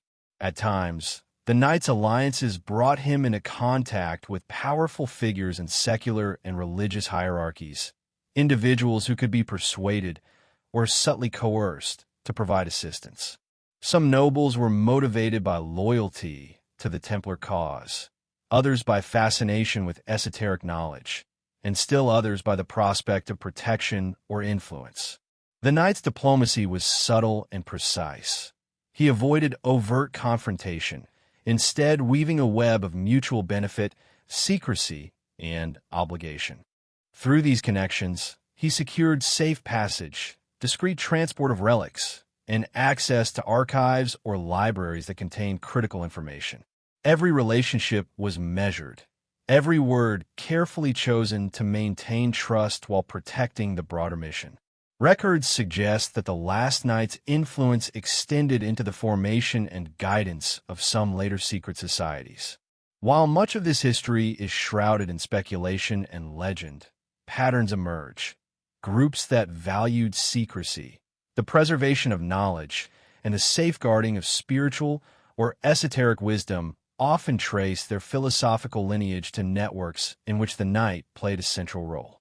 Through mentorship, coded manuscripts, and strategic alliances, he ensured that the Templar legacy endured, embedded within societies that could protect it from the encroaching power of inquisitors, kings, and ecclesiastical authorities. The knight's engagement with these secret orders was not purely logistical. It was also spiritual and philosophical. He recognized that knowledge, power, and morality were intertwined. Relics and manuscripts were not merely treasures to be hidden. They carried ethical, spiritual, and historical significance. The knight's role as custodian required discernment, wisdom, and integrity. He guided the orders not only in practical matters, where to hide, how to transport, and how to decode, but also in the philosophical understanding of why preservation mattered. The safeguarding of history, in his eyes, was inseparable from the ethical duty to ensure it would be used responsibly in the future. Conflicts within these networks, while rare, added layers of complexity. Human ambition, misunderstanding, or fear could threaten the cohesion of the alliances he depended upon. The last knight's leadership was tested repeatedly. He had to negotiate disputes, enforce loyalty, and sometimes make difficult choices to maintain the integrity of the mission. These challenges highlight his extraordinary ability to balance authority with diplomacy, strategy with empathy. His survival and the preservation of the Templar legacy depended on navigating not only external threats, but also the subtle dynamics of human trust and collaboration. Perhaps the most remarkable aspect of the knight's involvement with secret societies is the way in which he transcended his historical moment. He was simultaneously a survivor of a suppressed order, a protector of sacred knowledge, and a mentor for future custodians. Through coded manuscripts, strategic guidance, and the careful cultivation of alliances, he ensured that the mission he inherited would endure long after his lifetime. The last knight's presence in these networks transformed him from a solitary guardian into a central node in a living, evolving system devoted to secrecy, preservation, and the continuity of knowledge. Ultimately, the alliances and secret orders reveal the last knight as a figure of extraordinary foresight and influence. His mission was not limited to safeguarding relics and manuscripts. It was about creating a resilient framework capable of surviving centuries of scrutiny, danger, and suppression. Through his careful orchestration, he ensured that knowledge would endure, secrets would remain protected, and the Templar legacy could persist in forms both hidden and enduring. These networks, forge and shadow, attest to a life dedicated not only to survival, but to the continuation of a vision, one that bridged history, spirituality, and the pursuit of wisdom in a world determined to erase it. The last knight's mission extended far beyond the familiar landscapes of Europe. Records, fragments, and cryptic accounts suggest that he ventured into distant lands, navigating foreign courts, trading cities, and territories marked by both opportunity and peril. These journeys were not undertaken for personal gain, but to secure knowledge, establish alliances, and ensure the safety of relics that could not remain confined to a single region. His travels reveal a figure capable of navigating the delicate intersection of diplomacy, strategy, and secrecy on an international scale, all while remaining largely invisible to the watchful eyes of kings and inquisitors. In the Mediterranean, he moved through bustling port cities where cultures, merchants, and political intrigue intersected. Venice, Genoa, and Marseille were more than commercial hubs. They were nodes in a network of information, communication, and clandestine trade. The knight leveraged these cities to move relics discreetly across borders, often using ships whose manifests concealed chests of manuscripts or sacred objects. Local merchants, often loyal to his cause or bound by oath, provided intelligence on customs officials, rival factions, and potential threats. The movement of these artifacts required careful timing, knowledge of trade winds, and an understanding of shifting political tensions, skills the knight had honed through years of experience. Foreign courts presented both opportunity and danger. The last knight understood that rulers and nobles could be allies or obstacles, depending on how they were approached. In some instances, he was able to gain access to powerful figures who could provide sanctuary or passage. In others, he had to navigate court politics with extreme caution, using subtle persuasion, feigned identities, or coded communications to secure what he needed.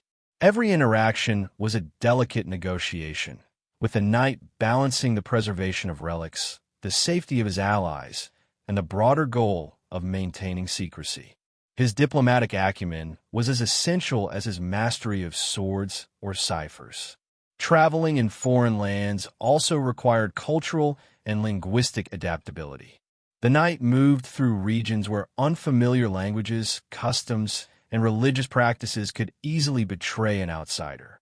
His ability to blend in, to speak the local dialect, and to understand the social and political nuances of each region allowed him to move undetected. This skill was crucial when visiting cities under surveillance or when negotiating with intermediaries who held knowledge critical to his mission. In every case, discretion and subtlety were paramount, for even a minor misstep could compromise the entire operation. The knight's travels were often guided by strategic intelligence. Secret maps, coded correspondence, and trusted informants allowed him to anticipate dangers and identify safe routes.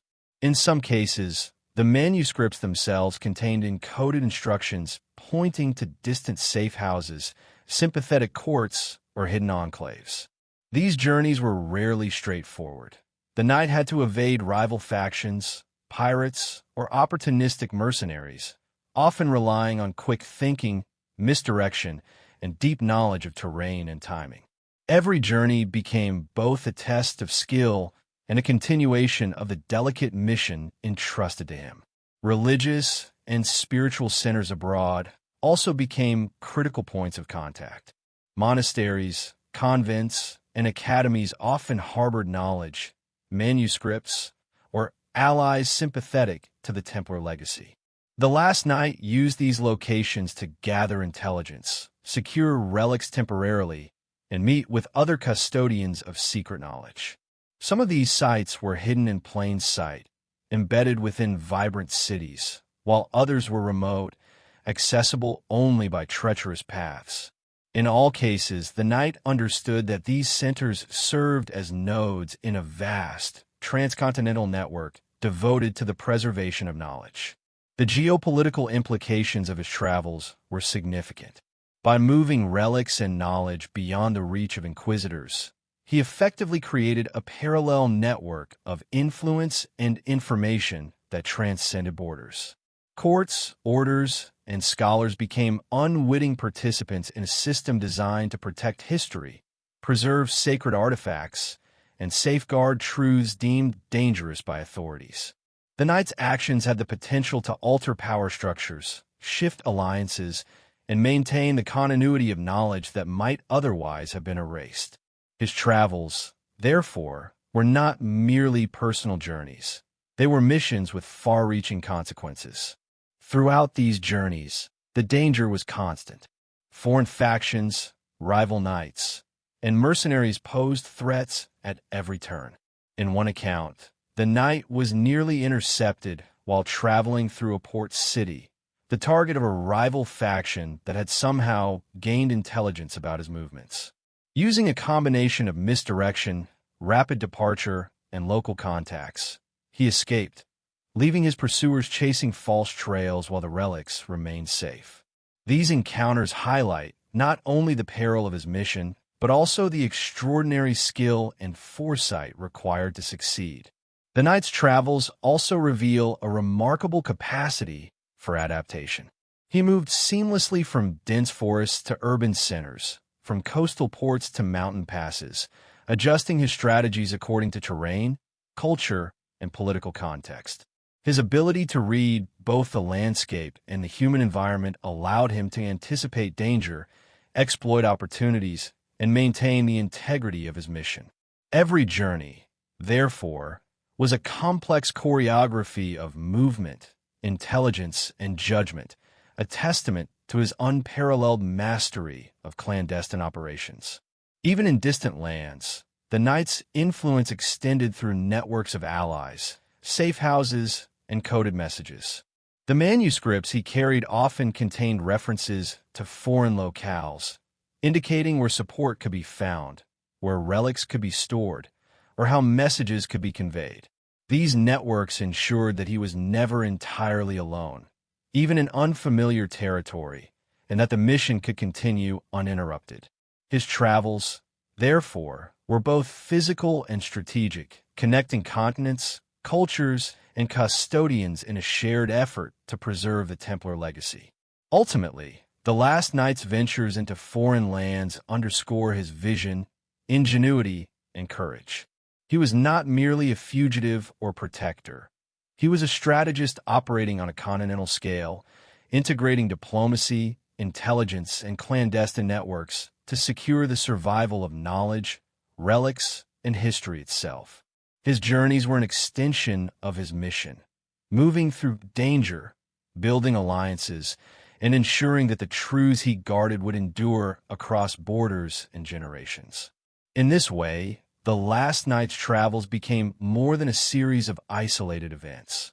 They were a masterclass in strategy, discretion, and the preservation of legacy in a world determined to erase it. The last knight's mission was never without danger, and the later years of his journey were marked by encounters that tested not only his physical skill, but his mental acuity and moral judgment.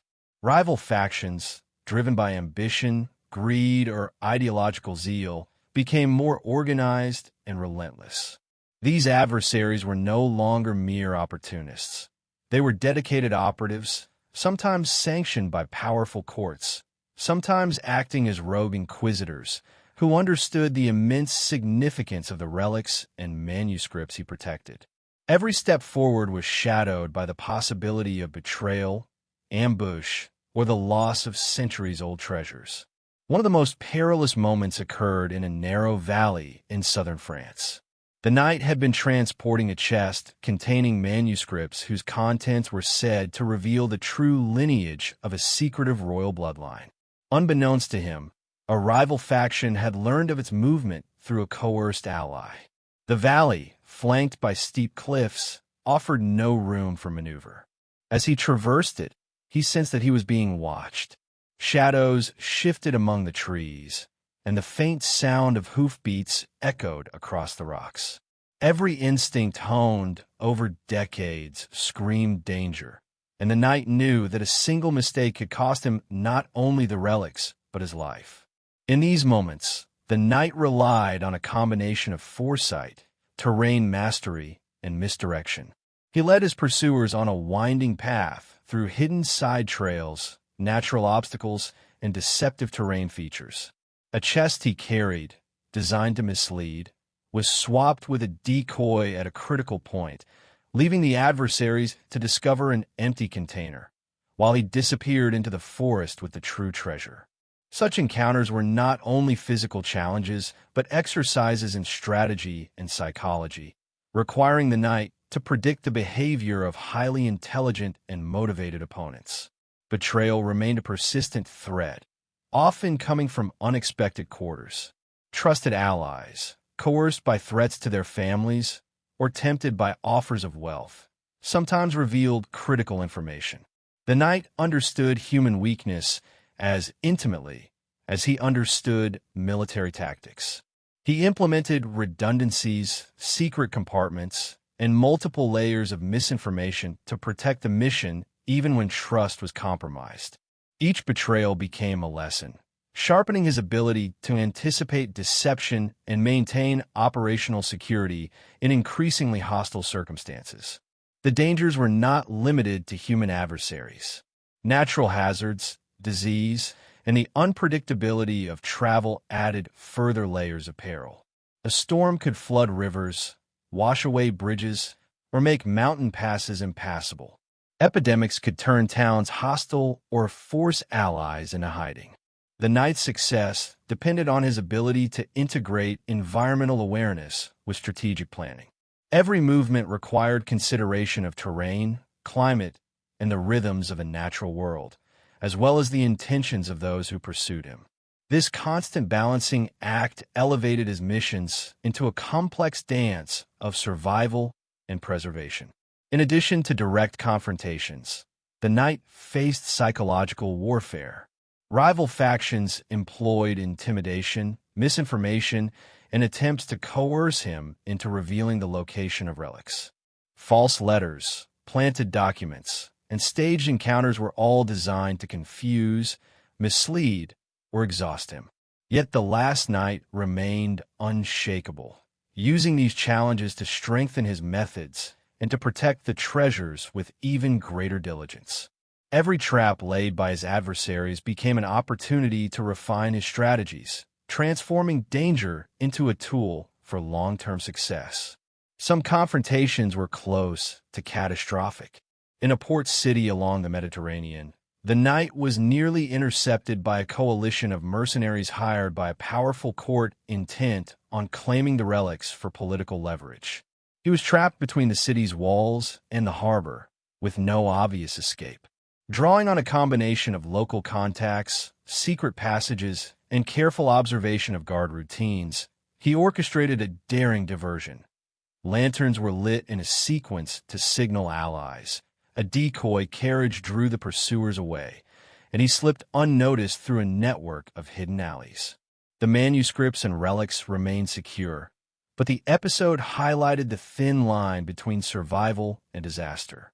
One particularly dramatic encounter involved a rival knight, equally skilled and informed, who had learned of the last knight's route through intercepted correspondence.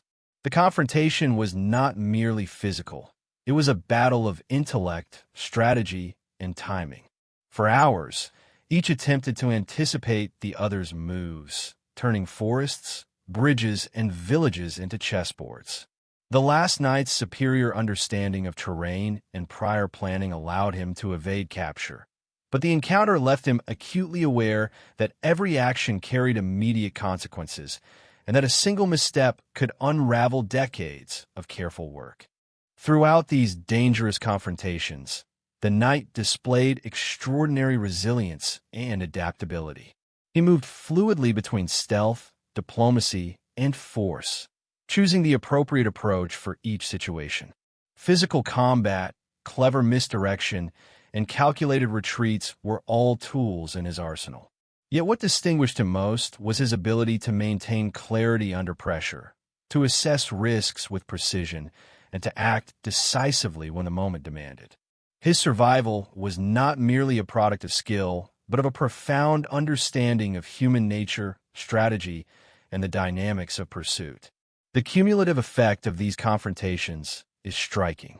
They reveal a man who was not merely reactive but proactive, anticipating threats before they fully materialized, setting traps for those who sought to intercept him, and continuously reinforcing the security of his mission. Each dangerous encounter added a layer of sophistication to his methods, a testament to a mind capable of navigating extraordinary peril with both courage and intelligence. Ultimately, the knight's most dangerous confrontations served a dual purpose. They tested his endurance and ingenuity while simultaneously protecting the relics and knowledge entrusted to him. Each near capture, betrayal, or ambush was a crucible, shaping a strategy of preservation that would outlast the forces arrayed against him.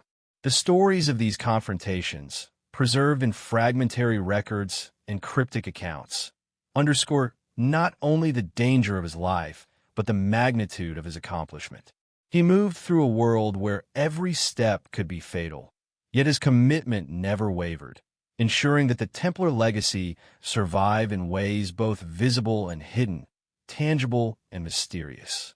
Through these ordeals, the last knight emerges as a figure of extraordinary resilience, intelligence, and courage, a man whose life was defined by the constant tension between pursuit and preservation, danger and survival.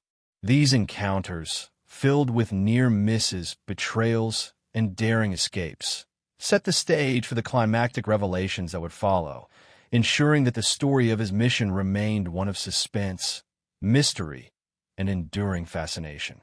As the last knight's journey approached its later stages, the focus of his mission shifted from mere survival to the culmination of decades of meticulous work, the safeguarding of his final secrets, and the careful placement of his legacy. The relics, manuscripts, and cryptic instructions he had carried across Europe were no longer simply treasures to be protected. They were instruments of a vision that spanned centuries. Each object, every encoded manuscript, and every hidden chamber was part of a grand design, carefully arranged to endure beyond the lifespan of any single custodian, ensuring that knowledge, power, and truth would survive even in the most hostile of circumstances. The ultimate challenge lay in securing the knight's final caches, the locations that were deliberately obscured and known only to him. These were places where relics, sacred texts, and esoteric knowledge were hidden in ways designed to outlast time itself. Some were embedded within monasteries, disguised beneath altar stones or behind secret panels. Others were concealed in private estates, buried beneath gardens, or entwined with architectural features. Each hiding place was a carefully constructed puzzle, combining physical protection, coded instructions, and symbolic markers that would guide the worthy to the contents without exposing them to the uninitiated. The process demanded extraordinary foresight, as he had to anticipate the decay of structures, the shifting of political power, and the unpredictable movement of human custodians across generations. The manuscripts played a central role in this final stage. They contained layers of guidance, allegory, and encoded instructions, each intended to be interpreted by those initiated into the Templar tradition or allied esoteric networks. The Last Knight ensured that these texts would survive even if the physical locations of relics were lost. By embedding historical context, celestial references, and symbolic narratives, he created a system in which knowledge could be reconstructed, clues followed, and secrets revealed to those equipped with both intellect and insight. In essence, the manuscripts became both map and mentor, guiding future generations to treasures that would otherwise vanish. The placement of his final secrets was also strategic in a geopolitical sense. By distributing relics across regions, he ensured that no single power could seize total control of their influence. Churches, monarchs, and inquisitors were powerful, but they could not locate all of the caches, and even if one were compromised, others remained secure. This deliberate dispersal reinforced the resilience of the Templar legacy, creating a network of hidden knowledge that transcended borders, authority, and time. It was a strategy that combined foresight, psychology, and an intimate understanding of the human and political landscape. Alliances forged earlier in his travels were vital to the success of this final mission. Trusted custodians, secret societies, and sympathetic orders provided intelligence, safe passage, and concealment. These networks were carefully maintained, with the knight ensuring that knowledge of his final caches remained compartmentalized. Only those who had proven themselves loyal, capable, and discreet were entrusted with fragments of the overall design. This approach minimized risk while maximizing the probability that the secrets he carried would survive intact, a testament to his strategic genius and understanding of human behavior. In addition to practical considerations, the Last Knight remained acutely aware of the symbolic and spiritual weight of his mission. Every relic, every hidden manuscript, was a vessel of memory, history, and meaning. The act of concealment was not merely defensive, it was a sacred duty. By embedding these treasures within sacred or significant locations, he ensured that they remained connected to the broader spiritual and historical continuum. This intertwining of practical strategy with symbolic resonance elevated his mission beyond mere preservation, transforming it into an enduring statement about the nature of knowledge, secrecy, and responsibility. Even in this final phase, danger remained a constant companion. Rival factions, opportunistic mercenaries, and inquisitorial agents continued to search for clues. The Knight's methods had to evolve with these threats, incorporating new layers of deception, misdirection, and coded communication. In some cases, he staged false discoveries, deliberately planting decoys to mislead pursuers. In others, he relied on natural concealment, dense forests, treacherous mountain paths, and isolated islands, to shield the final caches from detection. Each decision was a careful balance of risk and reward, reflecting a lifetime of experience in navigating danger and secrecy. One of the most remarkable aspects of these final missions was the integration of human intuition with encoded guidance. While the manuscripts contained precise instructions, the Knight understood that knowledge, courage, and insight would ultimately determine the survival of the legacy. He designed his caches not to be discovered by accident, but to reward those capable of discernment, intelligence, and ethical judgment. The interplay between text, symbol, and human agency ensured that the mission remained dynamic, capable of adapting to the changing conditions of history and the character of future custodians. The culmination of this phase also involved reflection. The last Knight, often working in solitude, understood the magnitude of his task and the weight of history he carried. He was acutely aware that the success of his mission would not be recognized in his lifetime. Instead, it would emerge slowly over generations as manuscripts were decoded, relics revealed, and networks of knowledge activated by those equipped to comprehend them. This understanding required patience, discipline, and an extraordinary sense of purpose, for he was not seeking glory but continuity, ensuring that the Templar legacy, with all its wisdom, power, and secrets, would endure despite centuries of suppression. As he completed the placement of his final caches, the Knight's life and mission began to converge toward their ultimate conclusion. The web of relics, manuscripts, and secret alliances formed a coherent, resilient system, one that could survive loss, deception, and the relentless pressures of history. Each hidden chest, each encoded manuscript, and each ally carefully positioned represented a thread in a tapestry designed to safeguard truth, knowledge, and legacy. The last Knight's foresight and discipline transformed centuries of risk and peril into a structure capable of outlasting kingdoms, inquisitors, and even time itself. Ultimately, these final acts solidified his enduring influence. The last Knight did more than protect relics. He ensured the survival of an entire tradition of secrecy, wisdom, and resilience. His legacy was not meant for immediate recognition, but for those prepared to uncover it, piece by piece, guided by intellect, courage, and insight.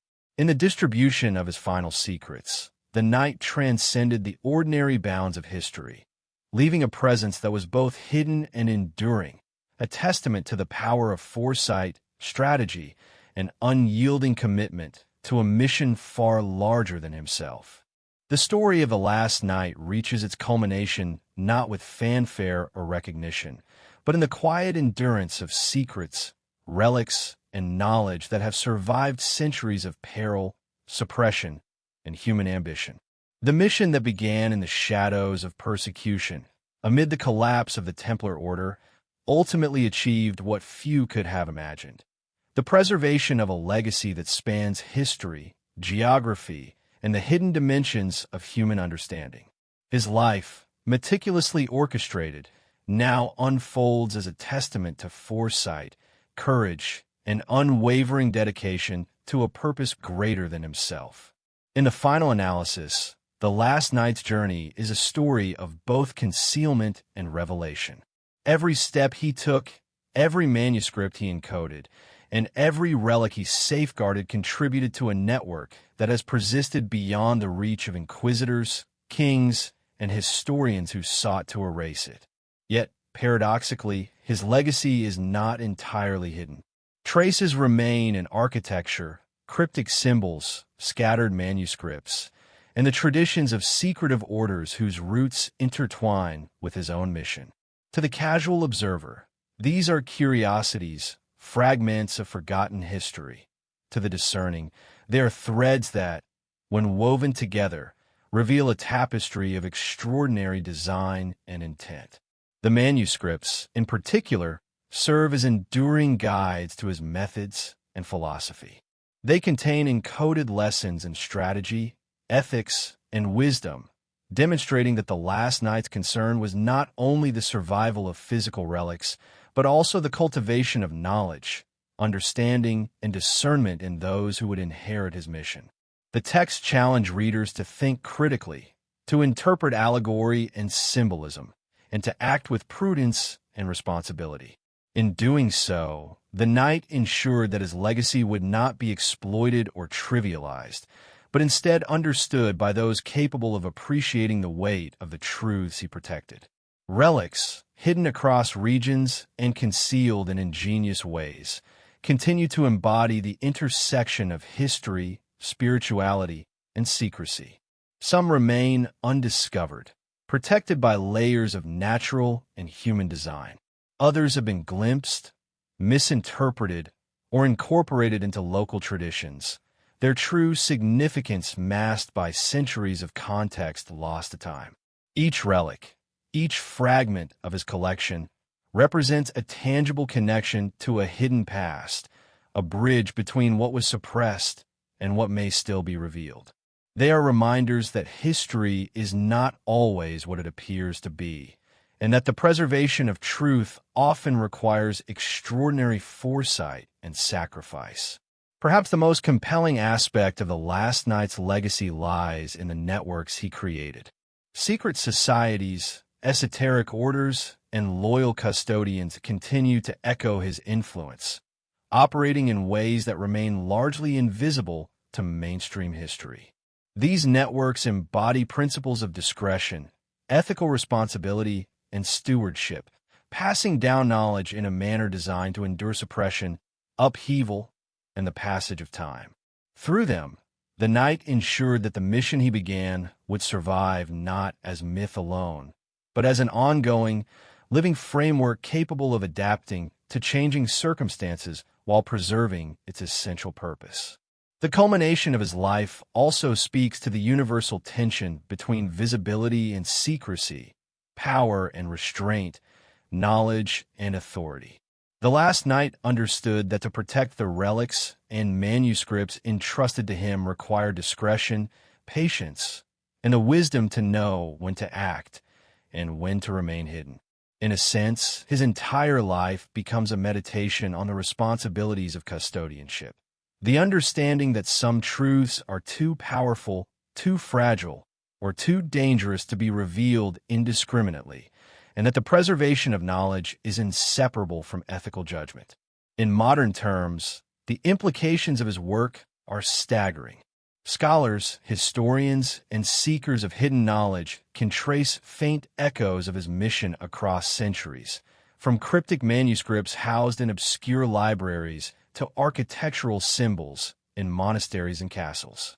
Even contemporary secretive societies may carry traditions, rituals, and codes that find their origin in the networks he established.